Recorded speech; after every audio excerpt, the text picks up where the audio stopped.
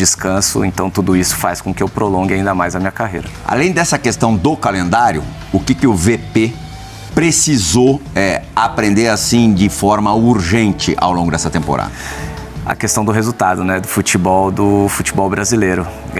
Realmente, muitas pessoas dizem, né, que o resultado é melhor que o desempenho. Até certo ponto nós concordamos com isso, porque nesse meio do caminho ele perdeu muitos jogadores importantes lesionados, né, e achou uma maneira de conseguir os resultados. Isso foi bacana da parte dele também. Todos os jogadores entenderam muito rápido a filosofia de trabalho dele. E muito, acho que às vezes fugindo um pouco do que ele pensa de futebol, que é um futebol mais agressivo, marcando no campo do adversário. Em alguns momentos ele teve que jogar numa linha um pouco mais baixa, e eu acho que isso foi um dos méritos dele, né, de entender a maneira para aquele momento que precisava ser feito, e agora, de repente, com todos esses jogadores de volta, a gente consiga mostrar um futebol melhor do que não foi apresentado até agora. Essa questão do rodízio é até legal, Fábio, para puxar algo relacionado a isso envolvendo o Vitor Pereira e a relação com vocês.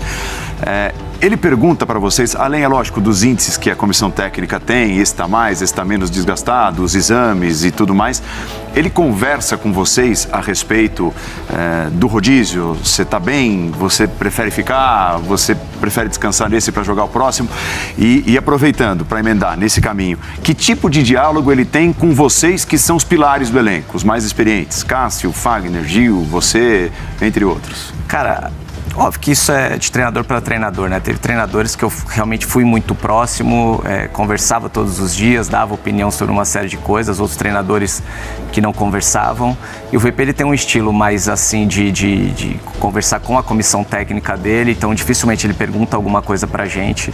Óbvio que alguma coisa a gente vai buscar de programação, alguma coisa que a gente possa ajudar a gente vai até ele, mas a gente não tem um diálogo assim, ele não pergunta de esquema de jogo, como que você tá pro jogo, ele já vem definido, ele mais passa o pensamento dele do que abre para uma conversa assim. A gente se adaptou a isso também, não é nenhum problema, né? É uma forma que ele gosta de trabalhar. No começo estranhamos algumas formas de aquecimento, de algumas outras coisas, porque é natural um treinador vindo de fora, mas rapidinho a gente já pegou também e já estão falando a mesma língua. Nos programas aqui, ou pelo menos no que eu mais participo aqui, a gente sempre vai chamar uma entrevista dele e diz, olha, lá vem o Vitor Pereira, o sincerão.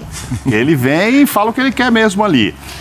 Inclusive isso parece que criou um certo atrito depois do jogo, o primeiro jogo do Atlético Goianiense. E aí eu te pergunto, ele fala na entrevista o que ele já falou lá dentro para vocês, hoje vocês não jogaram nada mesmo e não era assim não ganha, ou Roger Guedes, se você não voltar, não dá para jogar, ou às vezes ele nem conversa com vocês e vai lá, dá o recado e depois, no outro dia que vai falar, e vocês ficam sabendo que já saiu na imprensa. Como é que funciona nessa relação, já que você falou que ali no treino ele não conversa muito? Não, teve nesse jogo específico, né, que causou essa discussão, atrito, ele falou isso pra gente no vestiário, pós-jogo, e depois deu uma entrevista. Eu não lembro se foi esse termo que ele usou pra gente, mas usou um termo que realmente ficou devendo, que não entrou da maneira como deveria ter entrado. E depois deu uma entrevista, mas a gente já sabe que é a maneira dele, né? Falar, óbvio que se puder falar uma coisa ou menos, dar menos combustível para a imprensa, é melhor para todo mundo. Mas é uma maneira como ele gosta de trabalhar, a gente já conversou sobre isso também. E um vai ficar puto, outro vai ficar puto, como isso é natural. Mas aí como que resolve? Ele dá abertura depois, ele pede uma desculpa? Nesse caso específico lá, diz que vários não tiveram atrito. Na verdade, eu sou muito prático. Mauro, te incomodou? Chega no treinador e conversa com ele. Não fica falando para esse, para aquele, porque quanto mais você alimenta aquela coisa ruim, deixa o ambiente mais pesado. Então, cara, você não está satisfeito? Foi o que aconteceu com o Roger em um momento. Roger, você está chateado? Conversa com ele. Ele foi lá, conversou com o Vitor, se entenderam. Eu tive chateado em algum momento? Vitor, é isso, pô, não tô legal nesse... acho que é mais simples, é o caminho mais... Quando você escuta zum no vestiário, você fala isso pro teu companheiro? Sem sombra de dúvida. Não só eu, procuro falar. O Cássio é um cara, um dos líderes que a gente conversa, que eu falo, né? Querendo ou não, a gente já está mais tempo no clube e tem esse perfil. Sim. É um perfil meu desde de menino, de querer resolver os problemas, de abraçar o problema de todo mundo. E eu falo pro Cássio, falei, Cássio, tem dia que eu vou estar cansado, não vou estar tão bem, você segura a bronca aí, porque eu vou ter meus dias também que eu tô ficou mais chateado. E teve um episódio bacana também, que foi no jogo contra o Flamengo. Tem o dia que o Cássio vai falar, vai lá e resolve com ele, fala com o técnico. Não, eu não digo nem a questão minha com o Vitor, eu digo questão de resolver problemas do vestiário em si. Que foi no jogo contra o Flamengo, que era um jogo que obviamente todo mundo gostaria de jogar, que era o primeiro jogo das quartas de final da Libertadores. Eu acabei ficando no banco. E a hora que eu tô entrando no aquecimento da arena, né, o Bruno Maziotti estava do meu lado, e eu falei para ele, Bruno, hoje eu cheguei no auge da maturidade do jogador profissional, com meus 36 anos. Aí ele falou, por quê? Eu falei, porque hoje eu entendi o tamanho que eu tenho dentro do clube, a responsabilidade que eu tenho dentro do clube, e por estar sempre falando com os meninos do comportamento que tu tem que ter, no momento bom, no momento ruim, e naquele jogo você ter que motivar os jogadores, sendo que você não estava tão motivado, você estava chateado. Eu estava para baixo, estava chateado e falei, não, cara, não é porque eu tô fora desse jogo que eu vou ter que fazer. Então aquele dia eu falei assim, cara, não é fácil, realmente. Então você dá para entender. Sim. O cara que não tá jogando e tá de bico, o cara que é substituído e xinga o treinador. Eu fui perceber isso com 36 anos, que eu falei, puta, hoje eu achei que a maturidade de ter que motivar, de saber o tamanho que eu tenho dentro do clube, mesmo estando chateado. O Vitor Pereira, você fica sabendo se vai jogar ou não com quanto tempo de antecedência? No dia do jogo. Ele fala na palestra pela manhã, são 2 palestras no dia do jogo, né? Uma de bola parada e uma que ele arma o time, às vezes de manhã ou às vezes de tarde, mas no dia do jogo que a gente... E aí é o dia P da vida. Não tem como ser diferente. Exato.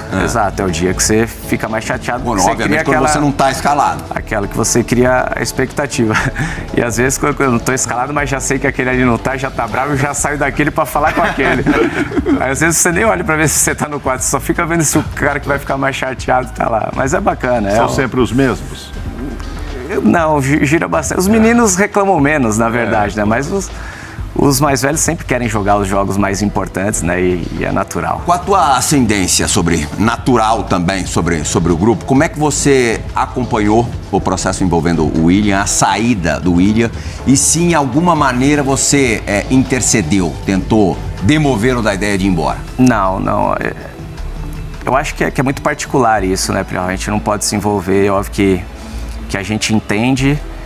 Cada um sabe lidar com essa pressão de uma forma. Eu passei a minha carreira inteira praticamente dentro do Brasil e em alguns momentos tratei até com brincadeira esse tipo de situação, né? De gostar da cobrança, de gostar da vaia, de gostar da bagunça.